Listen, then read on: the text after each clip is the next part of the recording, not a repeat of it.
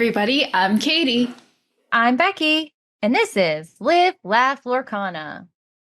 Do you want to hear something I've been cooking? Would love to. Okay, so like mid 2000s emo punk Disney music. Are you ready? Yes. I was thinking something like, that's why it's harder under the water. You're in luck. You're down in the muck. You're under the. What? That's incredible. Are you obsessed? 10 out of 10, you need to start a TikTok account and just start churning these out. That's such a good idea. Anyway, so anecdote. You finished Fourth Wing. I did. And you thought, It's funny because when I was reading Fourth Wing, I thought it was pretty mid. But then something happened toward the end that made it so I had to read the sequel. And the sequel, I liked the sequel so much more. It made me go back and read the original. So now I have Fourth Wing up to like a 4-star, I think. not bad. Hmm. I saw, because Cody read it, and I saw on Goodreads, he gave it 5 stars. And I legitimately told him, I'm like, Cody, I don't know if I can be with somebody who thinks that this is a 5-star book. Yeah, I didn't give it 5 stars, but I legitimately loved it. And like this, I'm like a person who hasn't really read books probably in the last 10 years, and this is the book that got me back into books. So I do like Fourth Wing. How very book talk girly of you. Yeah. I hear that a lot about ACOTAR, so that's next for you, huh? Inevitably. Hmm. The algorithm, the Instagram and TikTok algorithms are just telling me I need to read ACOTAR. Actually, they've already served me so many spoilers that like I know so much about A Court of Thorn and Roses already, thanks to Instagram. Yeah, I had to like go in and remove stuff that had tags for like ACOTAR, Sarah J. Maas, like all this stuff. Cause I'm like, I can't look at it anymore. It's too much. Anyway, that's not the topic of our podcast. Let us know what your opinion on Fourth Wing and Iron Flame are. And Becky will judge you if you like them. So, No, I won't. I won't. You can like whatever you want. But like literally I see comments on Instagram that are like, my goodness, like Sarah J. Maas is gonna be remembered as like the next Tolkien. And I'm like, flames. Flames on the side of my face. ah, well, I'll reserve my judgment for when I read it. Okay. Well, we'll see what happens. Anyway, we got a lot to talk about today, Katie. So much. A lot. I want to ask two quick questions to you. Okay. These are easy. So, Katie, do you want to be a judge in Lorcana? Hmm. Um, no. I do want to pass the judge test. I like knowing all the rules and feeling confident in those interactions against an opponent. I do not want to issue penalty corrections. I don't want to be that person. I totally agree. Also, I would be terrible at it because detail orientation is not my thing. Hmm. I mean, I actually feel like you'd be good at it because it's not something like, I think you struggle with gameplay because it's consistent attention. Whereas here, someone's going to call you over and like catch you up real quick. It's not like it's like a spurt. Tell me what's going on, guys. Yeah. I eat all the tea and then I tell them what I think. Yeah, and we actually heard some we'll get into this, but some experiences and set championships where people's judges were literally telling them the wrong thing, which is wild. I was worried about that because there is no judge program yet. So it's really just like kind of anybody can be a judge. I will say, like in general, at Disney Lorcana challenges and stuff, I'm sure their judging staff is going to be very high quality. And please never, never, never hesitate to call a judge. Like I know some people feel weird about doing that, or they feel stressed when their opponent calls a judge. Like don't, they're there to help you. Like, especially like as a woman, like I'm very quick to call for a judge because like if I'm trying to explain a rules interaction to my opponent and they disagree with me, like call over a judge right away and they'll explain it and you don't have to deal with it. It's wonderful. Yeah, pass the buck. Let somebody else do it. Yeah. I love that. In a similar vein, I've asked you this before as well, but we're bringing it back. Would you want to be a commentator? Absolutely not. What about you? What? Are you kidding me, Katie? Not even a little. Why would you think I want to do that? Because you'd be so good at it. No, I wouldn't. I don't I don't like talking. Okay. I don't know why I'm here. Okay, like imagine us being a commentary duo. Like, you know, all the technical stuff, and I know a surprising amount of technical stuff, TBH. But then also, I give the color commentary. Like, it would be so good, the two of us doing it. You're gonna have to find another co-commentator if that's something you're interested in, which I encourage you to, because you're very good at talkie talks.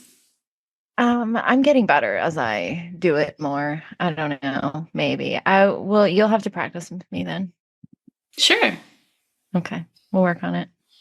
Plus, we need more ladies commentating, Katie. Come on. That is for sure true. So I'm going to put the pressure of feminism on you to maybe see if not gonna work. Okay. Anyway. I can't do all the representation. I'm doing my best, but like I'm also trying to do competitive play and being a content creator. This is this one somebody else has to take up that mantle.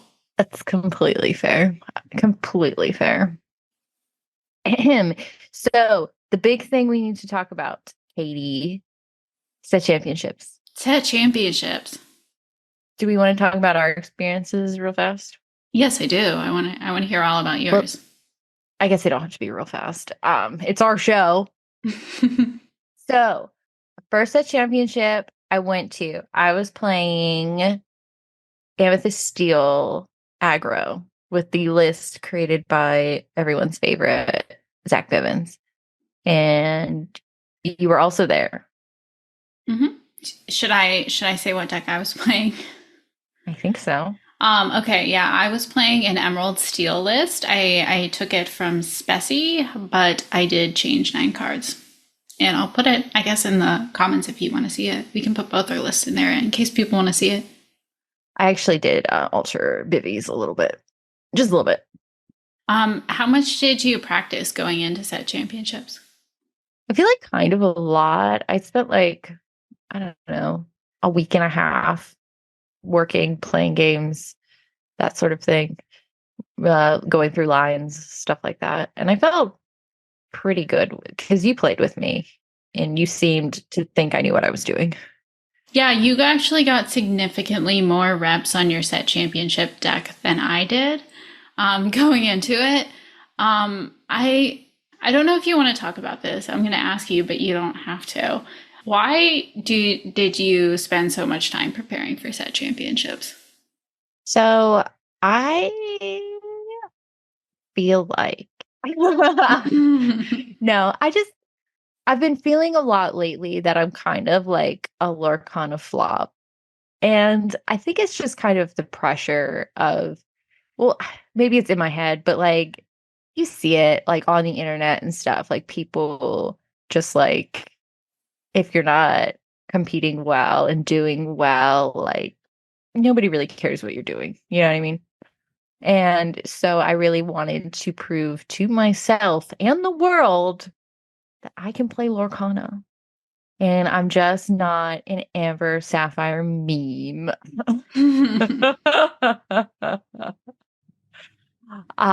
And you suggested this list to me, which was a little funny, and we'll get back into that. But I had a great time. There was like 40 people at our set championship. 30? I'm pretty sure there were only 30 people. I think there was 40. Because we usually have 40 at League. Oh, you're right. There was 31 and then a drop. Mm-hmm. Anyway, sorry. There was 30 people and I got 14th, which I felt pretty good about. I went 3-2. And like my worst matchups were pretty much anything steel, but I won against an Emerald Steel. I won against a Amethyst Steel. As someone playing Emerald Steel, I cannot believe you beat an Emerald Steel tech. That is so impressive. Sometimes you just gotta rake. Mhm. Yeah, no, I was like so proud of how hard you worked for the set championship. And like we practiced a lot. I played a bunch of different meta decks into you. Um, and I was so excited that you cared enough to want to do that. But I was a little sad about why, because I felt like you had something to prove. And I don't think you have anything to prove. It would have been more impressive. Well, you heard me last episode. I talked about I had my victory speeches ready. Hmm. So because you won your set championship, you can talk about your experience after I feed these lines to you. Are you ready? Feed them. So the first thing I was gonna say, famous Elle Woods. What, like it's hard? Got to do it. Okay, fine. I'll just do them myself. No, I could do this, Becky. Okay, go ahead. Okay. What, like it's hard? And then we also have the Marshall Mathers quote, "Sleep on me, that pillow is where your head will lie permanently." Do that. That one's like so dark. It's so good though. Sleep on me. That's where your head will lie permanently. Was You that were right? you were close enough. And then another favorite, Shea Coulee. "I didn't come to play, I came to slay." I didn't come to play, I came to slay. Perfect. Yeah, I always like one of my favorite lines is from also from RuPaul's Drag Race. I think Alaska. That's like, "Can you hold my purse while I snatch the crown?" I love that. Yeah. So good. Tell us about your experience. Yeah, we went to our set championship. It was a great day. I played a lot of good games. I knew going in that Amber Steel was a tragically bad matchup for me, and my lucky break of the day is that I completely dodged Amber Steel. There wasn't a lot in the room, but we have one very good local who was on Amber Steel, and fortunately, Rajinku from Lorcana HQ knocked him out in top 8, and I never ended up having to play him because that probably would have been the end of my day if I had. But yeah, I won. I got first. It was a huge surprise. I was not expecting it at all. But there you go. Yeah, you broke the top 8 and I ditched you. It's like, well, I'm going home. Yeah, I And told then you. you're like texting me and you're like, "I'm in the top 4." And then you're like, "I'm in the championship." And then you're like, "I won this thing." And I'm like, "Oh my God." I was losing it. I was losing it. I'm so excited for you. Yeah, I didn't think I'd make top 8, and then I was like, "Oh, I'll get out first round." But then they paired the top 8, and my first round of top 8 was like against someone I had beaten Swiss, and I was like, "Oh, maybe I'll actually get a stitch," but that'll be the end of the line for me. And then the top 4 match was a mirror match against Emerald Steel, and I was the 3rd seed, and she was the 2nd seed, but they had a roll for who chose play draw, and I won the roll. So that was my second lucky break of the day, is winning that die roll, because I think that is a hard one on the draw. And then on to the finals. And I think the interesting thing is if you look at the top 4, I was the only one in the top 4 who goes to league at that store. So like a bunch of our locals had kind of stayed, and they told me, "You have to win. You're the local top 4. You have to win." And I'm like, "Thank you." But no, they were super nice. And even though they were watching the games, they weren't doing it in a way that was stressing me out. They were kind of like keeping a respectful distance and kind of just like glancing. And I actually didn't even really get stressed at any point during the day, which is bizarre. Awesome. We did have some like competitive Magic players like come to our event that didn't go to our locals. And they were the nicest people. Like, I just feel like I made friends with them over the course of the day. They even said they like made a new friend in me at the end of the day. And my only loss in Swiss was to that one of those guys. And when he beat me in Swiss, he was like, "I'll see you in top 8." Like, they were just so nice and friendly the whole day. He was so nice. Yeah, I heard you interacting with them, and they seemed like the nicest people, and that's really sweet. We love to see that. Yeah, it was a man and a woman. I'm like, there are 2 women in top 4. This is awesome. So Yeah, that's really, really cool. And then we did another set championship. we did. So I will say, after I got my first set championship, I decided that I wasn't going to seriously play in anymore. So I just decided that the only other one I was going to play in was the one we agreed to do what during, Becky? Swap decks. The great deck swap. Katie made me play Bivens, so I make her play Bivens. Yep. We just swapped the decks. I handed her my Emerald Steel. She handed me her Amethyst Steel. And I hadn't really practiced it much. I definitely made some misplays.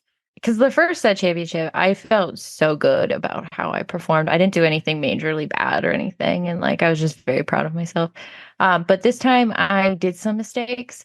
I ended up 2-2 and I dropped. Although the two people that beat me were in the top 4. So I don't know. Yeah, we did drop after 4 rounds. Because I think we were both a bit miserable because we knew we were playing our deck suboptimally. Because like I have to say, like, Becky, you are a way better player than you or anybody gives you credit for, in that for doing as well as you did on that Amethyst Steel deck, because it is hard to play. Like I was misplaying. Like it is so hard. You have to know every matchup, because I think the margins with which that deck wins are very, very tight, and I played it terribly. So good for you for going 3-2 on it. Yay, me. Yeah, I think I kind of discovered within myself at set championship that if I had the time and the motivation other than spite to play well, I think I could be a really decent player. I'm gonna be I think honest. so too. You really, really knew that deck that was not easy to play. You're so kind. But I was miserable. You were a little miserable. So after 4 rounds, we did drop because I did not think any 3-2s were going to make it to top 8, because I had already heard somebody mention intentionally drawing in their next round. Because actually, that's a good point. Our first tournament, you went 3-2. 3-2 should have been on the bubble. It should have been where some 3-2s made it in. But we had a bunch of intentional draws. No 3-2s made it in. And actually, your tiebreakers were pretty bad, so you probably wouldn't have made it anyway. But I saw that. yeah, this tournament, 2 3-2s make it in. And in this tournament, your tiebreakers were very good. So if you had won your last round, I think you would have made it to top 8. We will never know. But we had to go film a teaser reveal in daylight, so. Yeah, so we dipped. So Becky, I have a question for you. Okay. One thing I've heard from a lot of new players is how anxious they were and like how nervous they were in that setting. How did you feel? So I was very concerned that I was just going to get smashed. And that's why I was nervous, because I am historically not a good player. So I was legit like shaking and not doing well until the first game I played, which was an Amethyst Steel mirror, but not a mirror because he was playing a different deck than I was. But we went 2-1, but like I did well. And like I felt really good about how I played. And I was kind of like, yeah, I could do this. Like I'm not scared anymore. And then I did fine. So you like felt it first round and then it kind of went away? Yeah. Well, also the guy I played against was so nice. And like we were like gassing each other up, which I think is really fun to do. Like he does something disgusting and I'm like, oh, that's so good. And then I do something really annoying and he's like, oh, yes. Or like, oh, you're making my day hard, that kind of stuff. So I think that helps. Oh, yeah. How about you? About nerves? Were you nervous? I wasn't. Just because I'm so experienced in tournaments that just a tournament setting alone doesn't stress me out as much anymore. Sometimes I get stressed about wanting to perform well, But I literally went into this not that I didn't want to perform, but feeling like I didn't deserve to perform well because I did not practice. Like my final deck list, I got maybe 2 games on. Like literally, like just work got crazy the week before, and I did not practice. So all day I was doing so much better than I expected that the nerves never kicked in. That makes sense. That makes a lot of sense. Also, because we went to SCG Con back in November, which was like very fresh to the game I was. And I remember being very scared for that. But like everyone was kind of like chill and nice. And I'm like, maybe tournaments aren't, I'm sure there are like tournaments where people are not chill and nice, but like, I don't know, having that experience, I was like, this isn't going to be so bad. I was surprised how many people there I did not know though. Because when I heard there was going to be 30 for the set championship, I was like, well, our league's usually 40. So it's probably just like a subset of those people. And it really wasn't at all. Not at all. I think it was less than half were. Yeah, definitely. Random thoughts about prizing.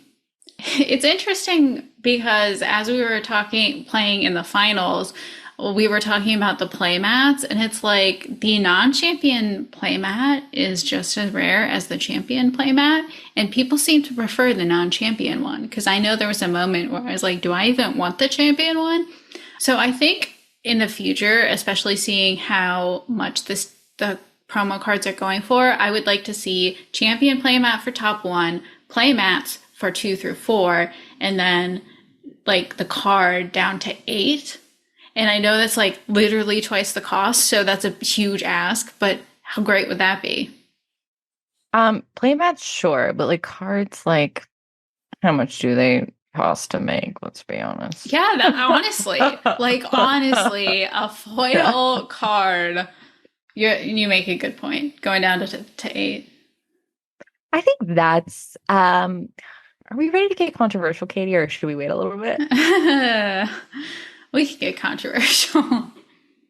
Okay. So in terms of rising support or prizing and like how that went down, like the place where you won, it was a $25 entry, but you got like crazy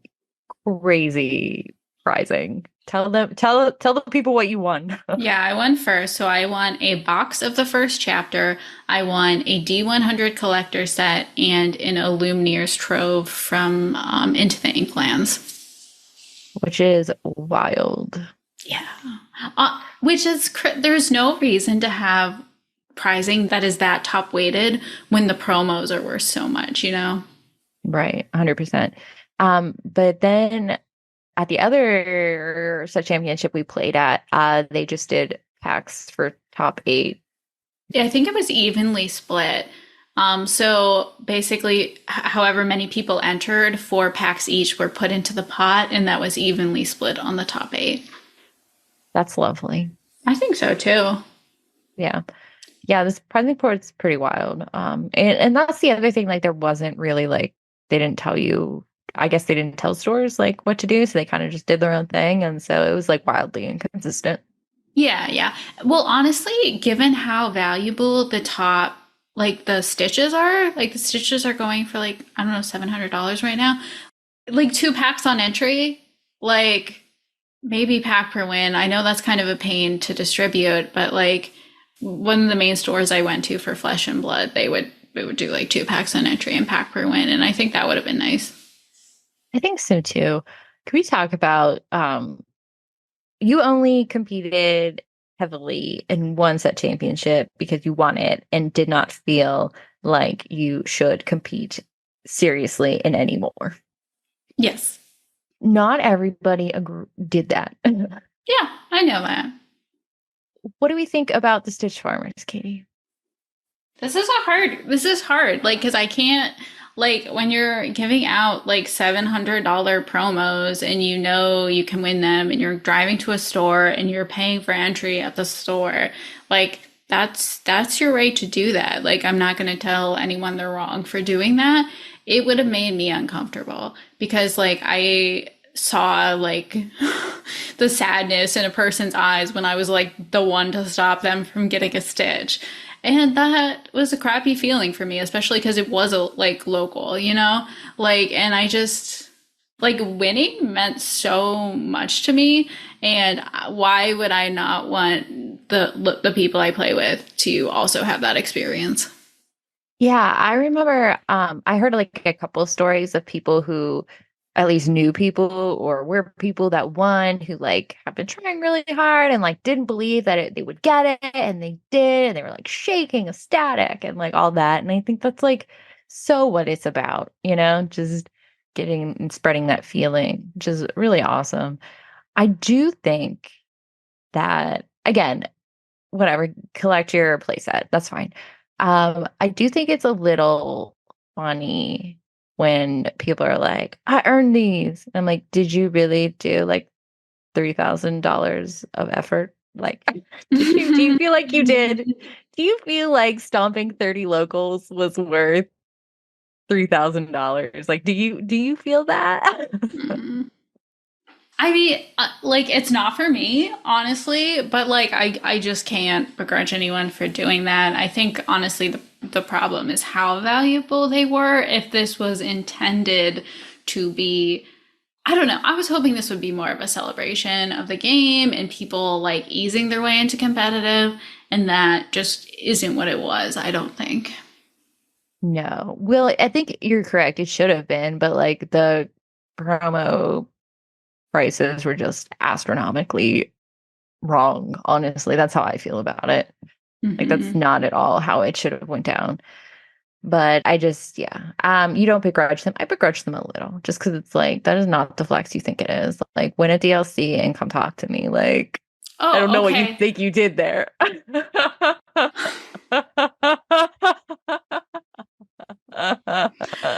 Go off. No, let me rephrase that. I don't begrudge anybody for going to a bunch of these events and playing their hardest and winning a bunch of these promos. I do begrudge people bragging about it in social media because, like, who is that benefiting? Because, like, you know, the majority of people went to these and came home with nothing. Like you're not inspiring them. Like you're just not. They're not just like, "Oh, you got 6 promos. I bet I can do that too." No one's thinking that. They're thinking, "Oh, there's an elite group of people who's really good that's going around farming them and I'm never going to have a chance." So get as many stitches as you want. Don't brag about it. Nobody cares. You're just making people feel bad. Beautiful. I That's agree. No, that's I controversial, but yeah, I know. And like the people who are doing it are like, it's aspirational, or like, if you didn't win, it's your own fault. Like, kind of, no, it's not. You know what's aspirational is the person who's like, my hands are shaking. I never thought I could do this. I can't believe I made top 4. That's aspirational to me. I would totally agree. Let's talk. There was a lot of talk about like people. It didn't go the way like, they expected, like emotionally, mentally, just didn't have a good time. Felt kind of off put by a lot of stuff. Can we talk about that? Yes, let's. Sure. So I've had a lot of empathy for people who it wasn't what they were expecting. They were maybe just expecting to see their locals there. And they were just like going to compete together and it was going to kind of be a thing. And then like it didn't end up that way. Or like they either didn't perform the way they wanted to, like maybe they had studied their local meta and their local meta was not there because it was like people they didn't know and that kind of stuff. And that kind of feeling of disappointment. And I guess we can kind of just like talk about maybe how to, because the response to people who have complained has not been very nice. Yeah, I feel like the response has maybe been stop complaining. Why don't you just do better? Have you considered getting good is not an acceptable response to this experience. um, Yeah. Yeah, I don't have a lot of advice. I'm going to throw it back to you for advice because I'm honestly not good at it. But I do want to acknowledge that, like, I feel like a lot of people had that negative experience and felt alone because social media is always full of like what people want to put forward. It's the same with like relationships and families and everything else. Like people put forward the best version of themselves, what they want people to see. So it's very unusual for people to have these honest moments about a negative experience and a disappointing performance, but like it's really, really common. And Becky, do you have any advice about it? Yeah, but I think it's totally normal for those feelings to happen. I think it's totally reasonable to have been disappointed, to have felt, I don't want to say hoodwinked, but like that your expectations weren't met. And I think that's fine. And like you can have complicated feelings about it just because like you went and it was hard for you emotionally or mentally, or like you didn't expect to be so nervous, you didn't expect to feel this way when you were losing and like that kind of thing. I don't think that means you're like a whiner or butthurt. I think it just means like that you're a person and just experiencing something new, and that's challenging, and you're super brave for doing it. And maybe you are more prepared for next time, or maybe you kind of feel like maybe this isn't good for your mental health or well-being to kind of compete in these spaces. Yeah, and that's like totally okay. Like if you went and your takeaway was that that experience is not for you right now, that's still a valuable experience and you learned something. And maybe this was just getting your feet wet and just you won't have that reaction next time and you're going to play so much better because of not having that reaction. So that's still like a really valuable experience. And I'm sorry that happened. To be honest, like I feel like that because set championships didn't go the way I thought it would. I was very disappointed in the online community after. Like, I just really thought it was going to be like this inspirational thing of people trying competitive for the first time. And I was like so excited for it. And what I saw was actually our community attracting a group of players that cared about these prizes more than, I don't know, like it's not what I expected. I actually, for my own mental health, had to step away from social media several times over the course of the set championships. So like it's not the same experience, but like I get it. Like it's not what I expected.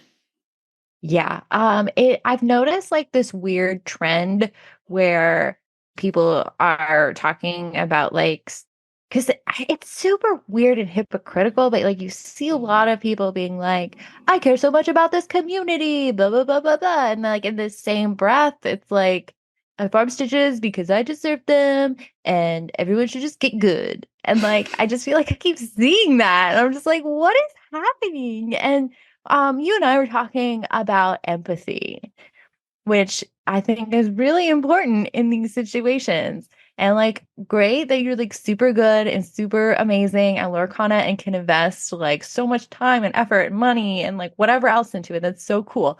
But like, I think it is beneficial to be able to put yourself into, get this, somebody else's shoes, maybe somebody who doesn't. I mean, like, I was playing a $70 deck, but like there's like still that financial burden. There's still like the time burden. I mean, like you didn't get to practice. Like I don't have time to do things or money to do things. And like, sorry, I'm ranting now, but it's just like, Katie, I don't know how to explain to people that they should care about other people. Like, I don't know how to explain that. Like, you just should. I don't know what to tell you. Stop being a jerk. I don't know. Yeah, you should. And even you have very much voice because I really respect you as a player. I think you're awesome. Super talented, super, super hardworking and wonderful and kind. And I feel like even you have acknowledged like there's luck involved, like who you're paired with, like what the day is going to bring. I mean, there is a huge amount of luck to it. Absolutely. There's so much randomness in like die rolls in your matchups. I mean, my biggest lucky break of the day is that I did not get paired into Amber Steel. That is a form of randomness that can completely change your tournament. If you say, oh, my only bad matchup is Ruby Amethyst, and then you play it your first 3 games, the tournament's over for you. Like that's just the way it is. And then, randomness on your hands turn to turn. There's so much randomness in this game. If we didn't want an element of randomness, we'd play chess. That's what we say. But you can do everything you should do to prepare and still have a bad break. Good players lose games, bad players win games. It happens all the time. You're very much correct, and I would agree. I think this set championship dropping 4 $700 prizes though is not sustainable, and it won't work long term. There were so many competitive players saying this is the best thing that has happened to Lorcana, and I think it is the best thing that happened to competitive Lorcana and to really entice a competitive crowd to Lorcana. But I feel like at this point, I'm a lot more worried about the casual crowd, because I know a lot of areas have a casual league, but a lot of areas don't have a casual league, and casual players are getting pushed out of this game at alarming rates. And social media is telling us that competitive players matter the most, and like this is what we should be talking about. So I agree that this was a huge win for competitive players. I hope we see a big win for casual players soon. We need it, honestly, because you're so right. And it's just like, yeah, when they talk about, how much they care about the community, like everybody, I'm not just talking like specific people, but like everybody, honestly, all the way down to Ravensburger, it's like you care about your community, but right now it's like the only community that is getting anything is the competitive community. And I am not a TCG anybody, but like, I mean, casual players is what keeps the game afloat. And I mean, we've been teased fan events and all kinds of stuff. And like, where's the bone? Throw me the bone, please. And I know some people don't have that feeling, because I know there are competitive players that all the leagues around them are run casually with like open play, which like we don't have a league that does open play. Because I know after set championships, I just wanted to like have fun with my friends. Like I just wanted to bring a silly deck and play with like you and Caitlin. And we all went to league, and we just asked our TO, like, can we go sit over there in the corner? Because I didn't want to do Swiss rounds. Like that is not what I'm in the mood for today. I totally agree. I don't know. What should we be doing, Katie? Is the onus on us to change? I don't have the answers. I've heard Jonty does, but I don't know. Let's FaceTime him right now. let's do it. Can I do a rant? Oh my God, please. Eric Switzer tweeted. Can I read this tweet? Because he does not like when you paraphrase them. Yeah. You gotta stop telling yourself you don't have a chance against good players. If you want to win, you can. It's only a matter of how dedicated you're willing to be. I worked so hard for the set championships, practicing every day, working with my team, getting coaching. I wanted it bad, and I tried hard. Luck is a factor for sure, but skill is learned. There's no other advantage anyone has over you. If you want to win, you have to work for it and stop making excuses. You react to that tweet first. Bootstraps. Eric Schweitzer wants you to pull yourself up by your bootstraps. So at the face of this, I feel like a lot of people think this is a tweet that everyone should agree with, because it's like, yeah, like work hard and you can win. That's great. But like you can do all of these things that he lists out. You can practice every day. You can work with the team. You can get coaching. And you're going to get better. Like, I can promise you're going to get better, but I can't guarantee you're going to win. Because what if you go into your set championships and the other 20 people in the room have done that too? Yeah. When I used to go to a local Flesh and Blood tournament, So a pro quest, like a local pro quest, I would go in, there'd be about 40 people in the room, and over half of them, so like 20 to 25 people, had everything they should need to win. They had the $1,000 meta deck. They were on a team that they were collaborating with. They were putting in reps, like 20 to 30 hours worth of reps. Like there's 20 people in the room that meet this criteria. And you can still only have one winner. You can still only have 8 top 8. So I know Lorcana is nowhere near that point. Like Lorcana is nowhere near to having like 20 people in the room being that caliber of player. But like a year from now, it might be like, because this game's only going to grow. So if you want to get better, like get better, like there's so many resources for you to get better.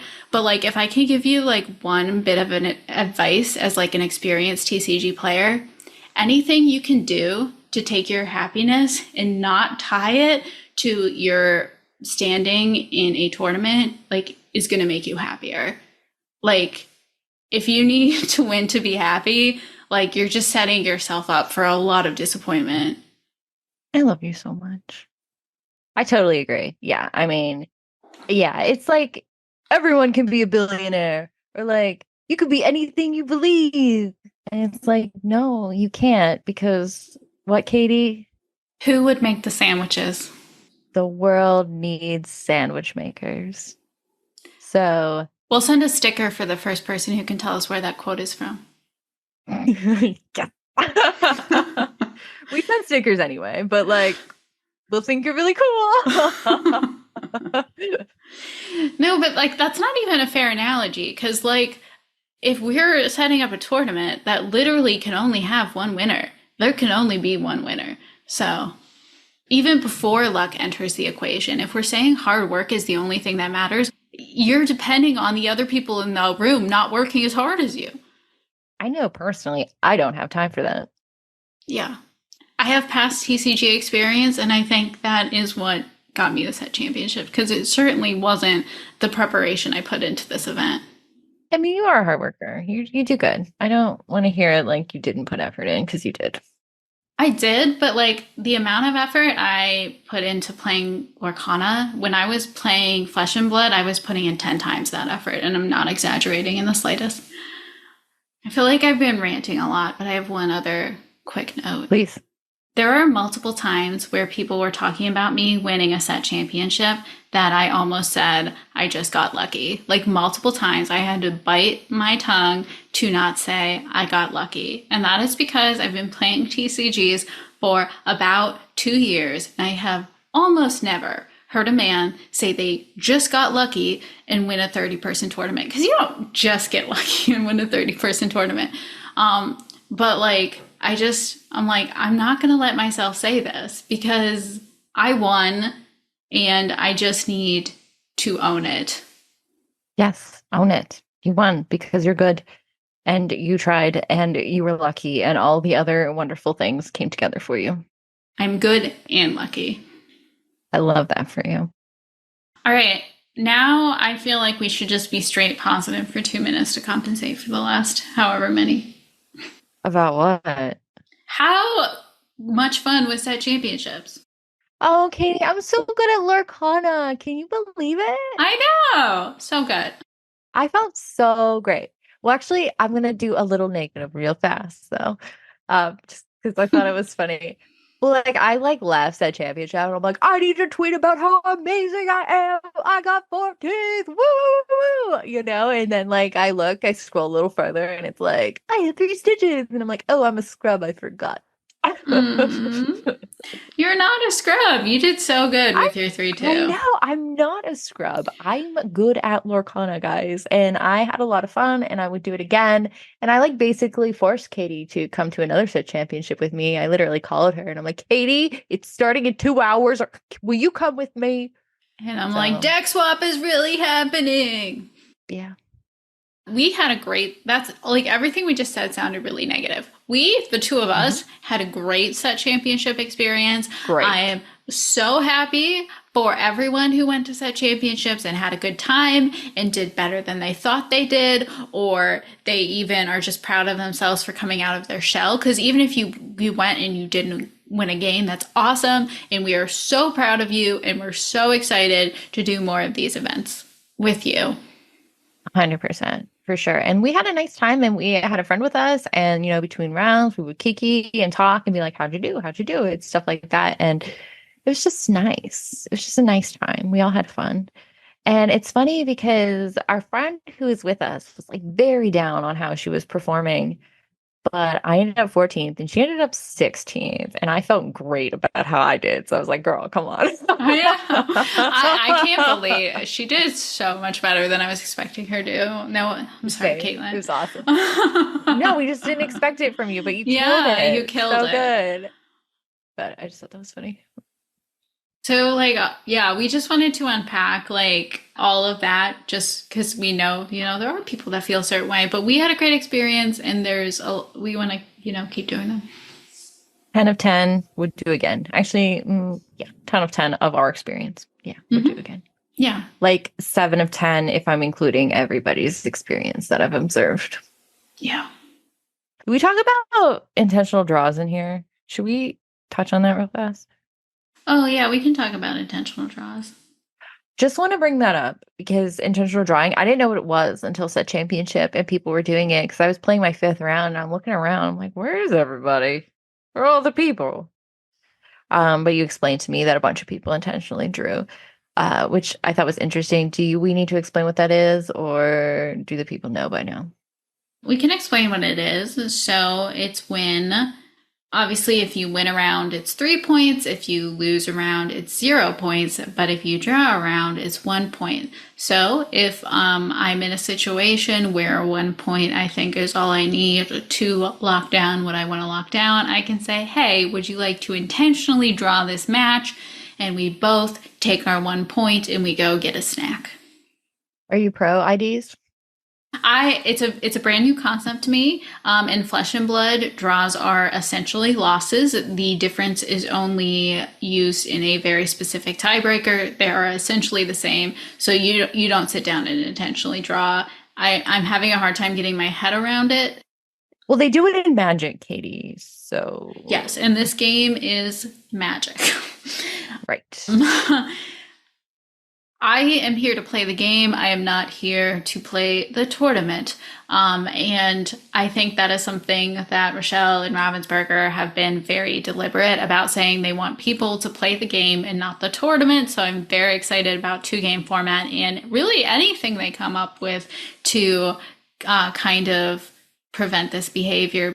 I heard some gross stories that I heard a story about somebody who was pressuring an 11-year-old to intentionally draw and stuff. And I'm just like, no. Imagine being 11 and not knowing what that means. And some adult man is telling you to do that. And you're like, I don't know. Let me just play my card. I'm not opposed to intentional drawing. I would love to be a part of one someday because I could use a snack break. You know what I mean? Totes. Yeah, totes could go a snack. Instead of playing, my brain can use a little rest before top 8, one of those things. But I just, and if people are doing it nicely and respectfully and just between the two of them, I think that's great. I think it encourages some poor behavior though. So I can't fully get on board.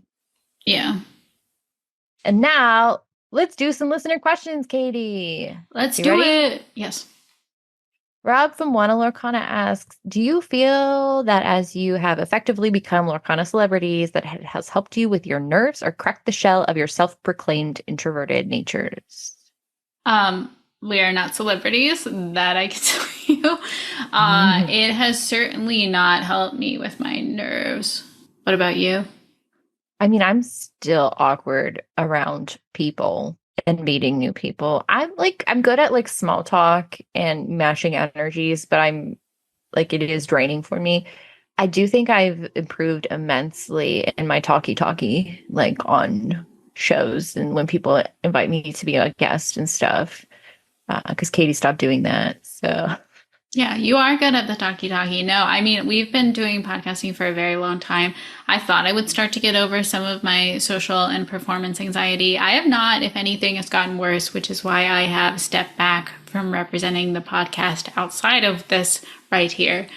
And it is in my very questionable hand. You're killing it.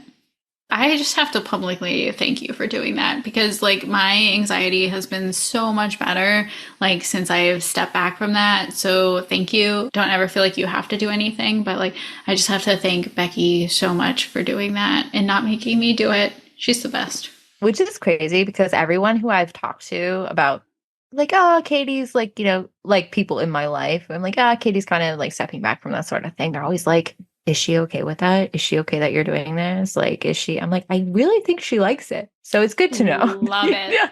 Love it. It makes me so happy. Yeah. I really enjoy doing it. People ask me to do stuff. I'm like, yeah, all right, sure, let's talk. Tibbis George says, based on that question, have people come up to you IRL asking for pictures / if you two are the LLL girls? We have only been recognized twice in Lorcana settings and then never anywhere else. We are a audio podcast, so I don't know if a lot of people know what we look like even. I've played against people who know we have a podcast, but I feel like their expectations of me are wildly not what I'm giving them when I play. And I just feel like they're like, oh, this girl has a Lurkana podcast. She's going to be playing something that isn't a princess deck. And they would be wrong. So I'm here to disappoint strangers. That's what they get for not listening. No, I've actually played like multiple locals who will see Live Laugh Lorcana on my stuff and comment on it and say they listen to it. So, but I'm okay with people not listening to our podcast, though. We're not for everybody. A 1-star review on Apple Podcasts will tell you that. we every once in a while we provoke some rage and get a 1-star review on a podcast platform. So if you ever want to, go balance that out, appreciate it. Men hate women. Okay. That's people could not like us for many other reasons, Becky. No, I feel like a lot of men just really hate women talking, and I could name like a few in the Lurkana community right now, but I won't. Ahem.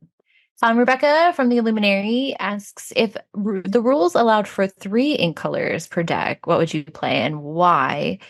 So I was just thinking, my 3 favorite inks are amber, amethyst. But oh my god, what did I say? You said amber. Stop that. I said amber twice. That's how much I love it. No, my 3 favorite inks are I'm sapphire. keeping that in. Whatever. My 3 favorite inks are sapphire, amber, amethyst. I don't know what I would build with that. But I think the answer for like what would be disgusting would be an amber, steel, emerald, steel song discard would just like ruin everybody's life. What do you think? That is a great idea. Emerald's my favorite ink by far, and I'm always asking myself, do I play it with steel or do I play it with amethyst? And now I say both. So it's going to be emerald, steel, amethyst for me. Can we make these decks though? Yeah, of course. Nice. Triple ink playtime. It'll be wild. FPS Madness says, with cards and abilities like It Calls Me, do you think we will see cards that interact with our opponent's deck, like draw this card, discard 2 cards? I can't see why else we would want to put something in OP's deck. Let me read It Calls Me real quick. Right. It Calls Me says, draw a card, then choose up to 3 cards from chosen opponent's discard and shuffle them into their deck.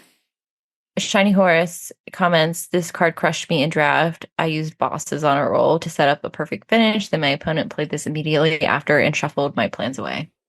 So that's a good use case for this card. I think another one would be if they're running like the Hades that brings back something from discard or like anything. Chernabog. Yeah, Chernabog. Like anything that we actually have a lot that relies on opponent's discard now. So I actually see quite a few uses for it, even if they are a bit niche. Yeah, I wouldn't see me ever putting something like that in my deck, but I like in drafts though. Yeah, sure. Yeah, I mean, it's 1 cent, so it's getting a lot of play. Yeah, as to your question about seeing that type of ability in the future, yeah, I mean, I think we have seen so many new abilities so quickly in Lorcana. I could see it happening Yeah. Set 5, calling it. so soon. I don't know. Naturally, Nani 4 asks, what are some general etiquette tips in good form for competitive events? I'm thinking of things new players might not know. We can just talk through these bullets. I will say that B Squared answered this really, really well in our Discord. I hope he does a video on that. Brandon, if you get a video out on this, we'll link to it. Yeah, you're giving him so much extra work. Examples are don't ask what ink colors they're playing and don't share your own or what style deck you have. This was like a hard one mentally for me because sometimes when I want to make small talk, I like when I ask people about their decks or what they're playing, but that is an advantage because if I play them later, I know what they're playing and that might affect my mulligan, that might affect my first few turns. So even if you're not going to use that information to your advantage, your opponent might think that you're going to. So that's just something to keep in mind. Are we expected to cut each other's decks? If yes, just at game start or after every time a deck is shuffled? Yep, after every time a deck is shuffled, you should present to cut. Your opponent can cut or tap. I was actually surprised in the rules from Lorcana. It actually specifically says to present to your opponent to cut. Like in Magic and Flesh and Blood, pretty much everyone will pick up your deck and reshuffle it. In fact, most of the Magic players at our set championship were doing that. Yeah, I'm not interested in people touching my cards, but I guess if they really want to, they can. Also, I like to say boop when I tap it. That's good. Do that. That is good TCG etiquette. Do the boop. Is high roll of 2d6 standard to decide who goes first, or is it one player calling odds or evens and the other player rolls? Generally, I feel like almost everyone I've played with has done 2d6 high roll. But some people do low roll, some people roll one dice, even or odd. I don't know. It's just all kinds of different stuff. Pretty much everyone in our Lorcana community does the 2d6 high roll. Flesh and Blood was so different where we almost always did even odd, and it's still my preference just because, like, if you guys are rolling high roll or low roll, you should really use the same dice because then it's like, you know, they're exactly weighted. Because, like, do we really believe all, like, dice are exactly weighted? But then we're right away touching each other's stuff, and who wants to be doing that? So I prefer even odd. I always let the other person roll 2 dice and then I just snatch them and roll 2. I mean, I will ask, like, okay, if I roll these, I'll usually just say it real quick as I'm picking them up. So I don't really ask because if we're rolling, we should be rolling the same die. That's how I feel. No, I totally agree. Sometimes I'll roll 2 and then somebody will grab their own dice and roll 2. I'm like, what are you doing? Oh, really? See, you had this thought too. And like, because I'm actually a little weird about people touching my stuff. That's why I prefer even odd. So I am part of a Kickstarter. It's called the Retro Dice Spinner Dice-O-Matic. And it's super cool. Have you heard of it? No. Okay, so these were like a thing in the 1920s. It's a mechanical dice and it has like the 2 dice in it or like the 2 numbers and you just push down and they and stop. And so it's just like you just hit a button. And I got it literally to play Lorcana with you. So we're waiting for it to show up. I'll send you a link. Oh, sweet. What else did I want? Is there anything else that you can think of with that? Not really. I'm sure there's a ton of stuff, and I probably should have thought more on this question, but I hate talking about TCG etiquette because I don't want people to be stressed going into an event that they're going to do something wrong. But then also knowledge is power, so it's like, it's hard. I get that. I could see that. I think those that are mentioned are like pretty solid ones. Mm-hmm. Next question. Endor Express, Adam.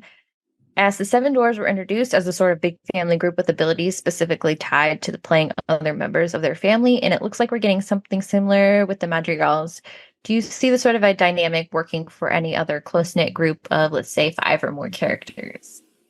So I feel like we have these on small scales as well with groups like the Titans and Hyenas and things like that. And then we of course have everybody's favorite jellied eel team, Flotsam and Jetsam.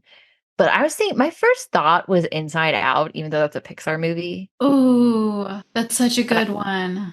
yeah. And the other one I thought of that was really good, I thought, but it's not five people. But I thought Flora, Fauna, and Merryweather would be super cute. Them working Yeah, together. I would really want to see them. I can only think of like Pixar answers because I do wonder if there would be something like for the toys in Toy Story.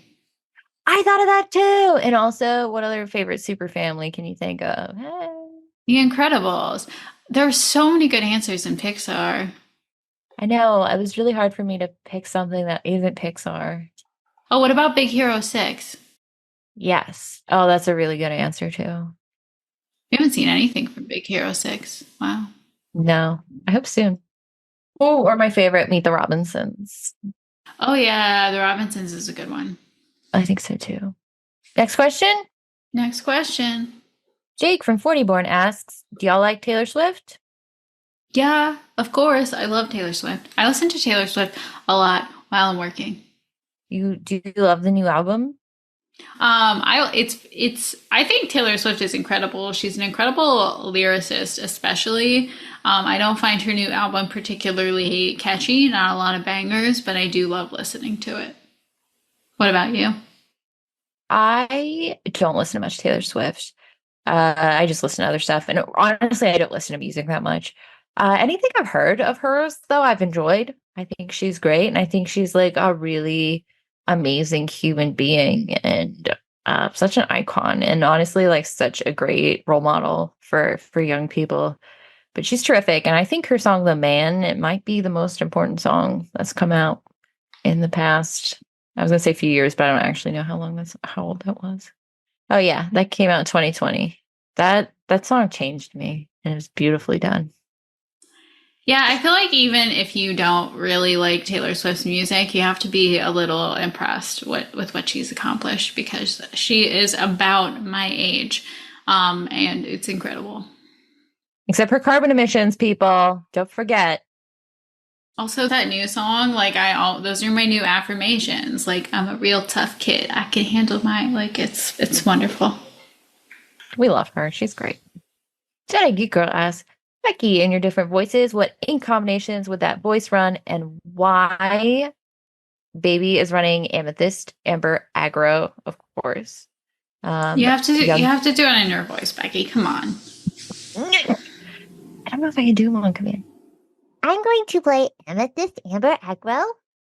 I'm going to be running Ruby Steel Pirate Deck. I think I am going to be doing an Amber Steel song. And I'm going to be doing an Emerald Amethyst tempo. That was so good. You did that so fast. I did not edit pauses in there. Like, I didn't edit out pauses. She really switched between them that fast. That's impressive. It's really not. But Jedi Geek Girl says, for Katie, another SWU question. Have you been following along with set 2 reveals? If so, what are your thoughts so far? Before you answer, our beautiful Jedi Geek Girl had reveals for Star Wars Unlimited, and we're obsessed with that for her. Yes, I was going to say not at all, except when I Rebel Gaming revealed 2 cards. My husband texted me immediately so I could congratulate JGG. So I will say my favorite cards are Omega and Cripple Authority, because those are the 2 that she revealed. Oh, we love it. Yes. Jedi Geek Girl asks, you are home alone and a Disney song pops into your head and you start singing it. Which Disney song is it? And why? Yeah, go ahead. No, you sing. Oh, I'm not going to sing. I'm not going to sing. Okay, fine. Tell us your song and I'll pretend I'm you singing. Okay. I'll say Surface Pressure because it's my favorite. That is a really good song. There are so many though. Like, I love all of them. Whatever pops into my head, because I listen to music all day while I'm working. So, like, whatever song I'm listening to as the day ends, that's probably what it actually is. That's fair. Most of the songs that get stuck in my head are children's songs, but one, it is not even my favorite Disney song. Maybe not even that high up, but I get How Far I'll Go stuck in my head. all the time.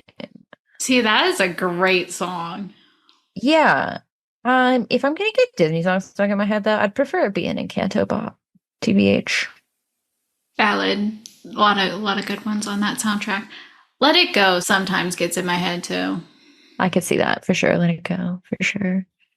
Martin Carp asks, if someone were to bring friendship cards to Chicago for you to sign, what would you prefer? For anyone that doesn't know, it's pretty self-explanatory, but a friendship card is someone's favorite card or a card they hate, and you have to sign it for them, and it's basically yours forever. So I know canonically the people know that I hate grab your swords And Fire the and fire the Cannons. cannon. Yeah. Yeah. I don't want that to be my card though. I think we should share a card, don't you? Well, you're planning this apparently. Good, because I didn't have an answer. So I was thinking if we share a card, some good answers are, here's one, Belle, Inventive Engineer, STEM Girly plus Reader. Cute, right? Cute, so cute. I also considered Mulan Free Spirit because you love Mulan. I love Amber. I'm free spirited. You like to support me. True. But, or do we each get our own card? My first thought was the cards that we revealed. So like Lythos and Hydros, because those were two, and we decided I was Lythos and you were Hydros. Or if we were going to share one, the Pegasus from set 4 that we just did. That's true. That's only an uncommon.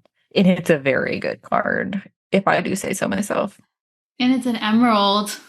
I know you love Emerald. I love Pegasus. I love Hercules. I don't know. Can somebody just tell us what they want us to bring and we'll just bring them? Literally, whatever card makes you think of me for some reason, I'll sign that. Yeah. Yeah, absolutely. Yeah, I'm excited. I send out notes when I send out stickers, and I sign for us. So, Oh, nice. you've never seen the notes I sign. No. They're very cute. It's a little heart with Love Lorcana, and then Becky and Katie. No, precious. Your name's first. Well, I am the one writing it. Actually, no, I think it's Katie and Becky. I think I do Katie. I still get top billing when you're doing literally all the work. I don't even know how this goes down.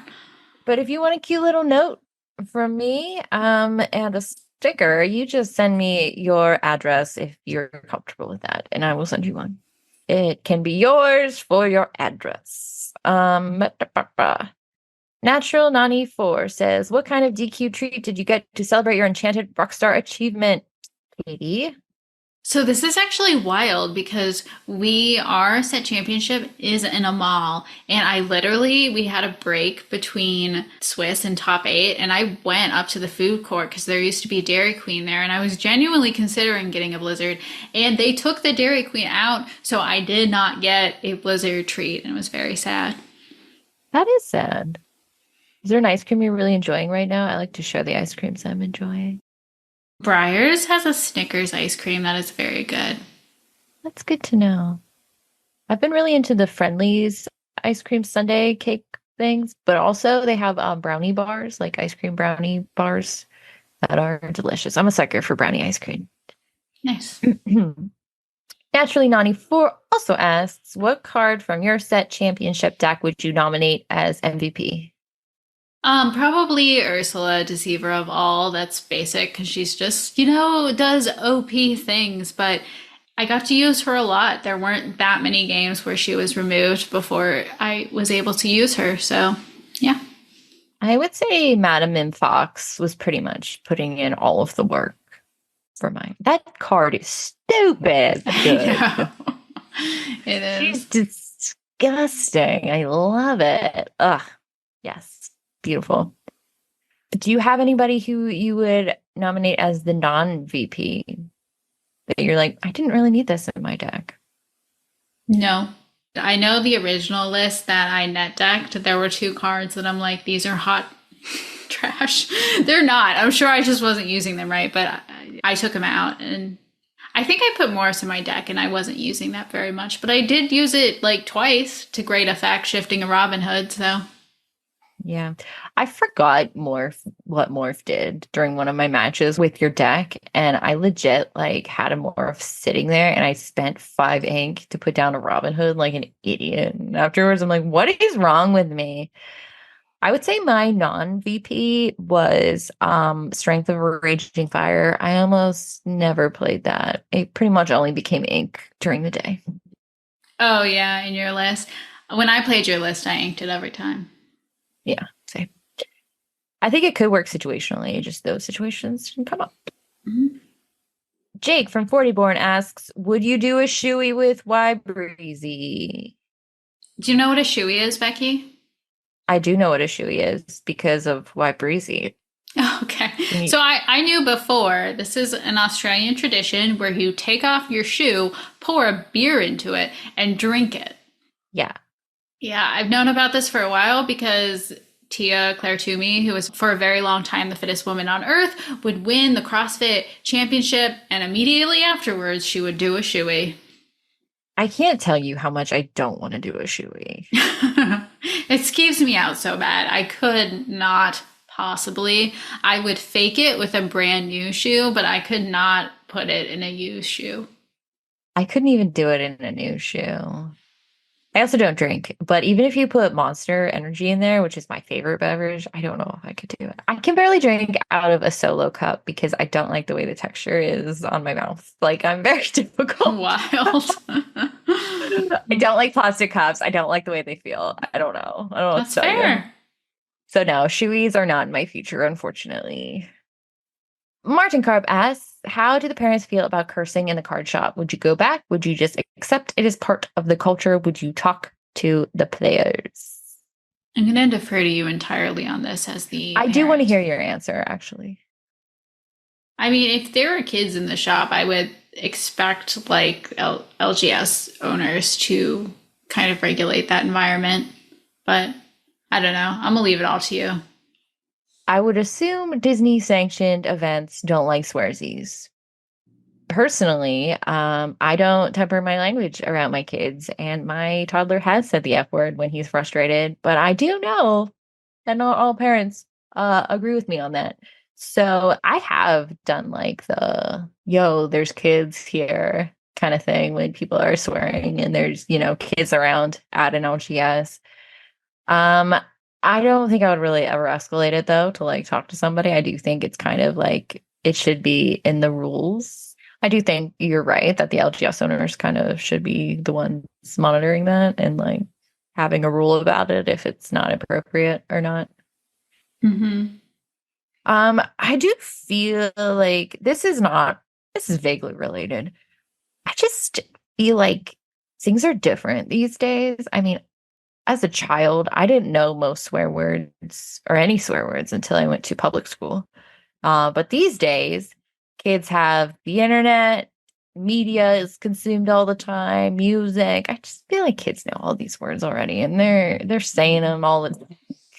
So, like, I don't mind when Lando uses the F word when he's frustrated. I feel like it's kind of like an emphasis word, and I kind of just feel like words are just words. The intentions behind them are what makes them bad. So, Absolutely, which I think what you said, which I thought was very eloquent, is that you want to teach your kids to never swear at people or about people, but like they can swear out of frustration.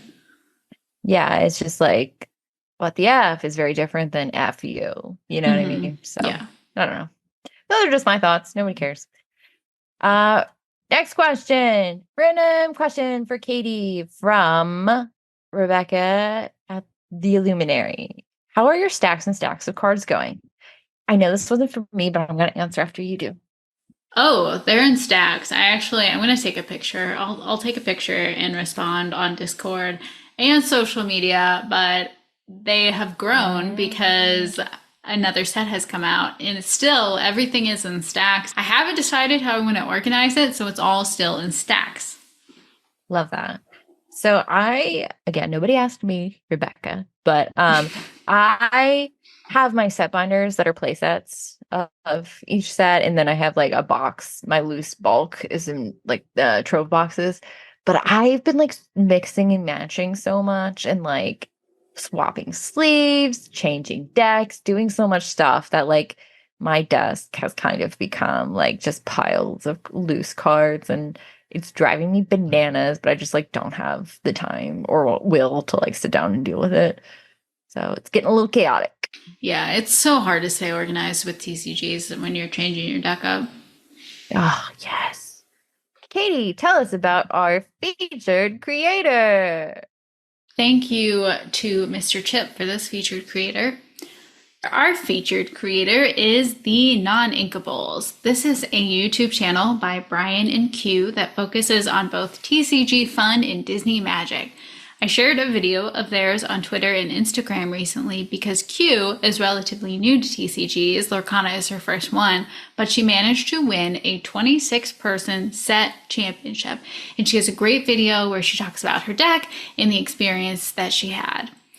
There's all kinds of other fun things on their YouTube channel, openings, chats about new cards and experiences, there's a little bit of gameplay, and they actually post a short of opening a booster pack every day. Love that dedication. So be sure to check out the Noninkables on YouTube. So that was our show. Be sure to check us out on Twitter and Instagram. Check us out on YouTube for this, but on YouTube, subscribe wherever you get your podcasts. Check out our Discord, guys. It is so good. It is fire. Like, if you are in any Lorcana Discord, you really should be in ours because honestly, it's the best. And until next time, remember to live, laugh, and lore. Under the sea.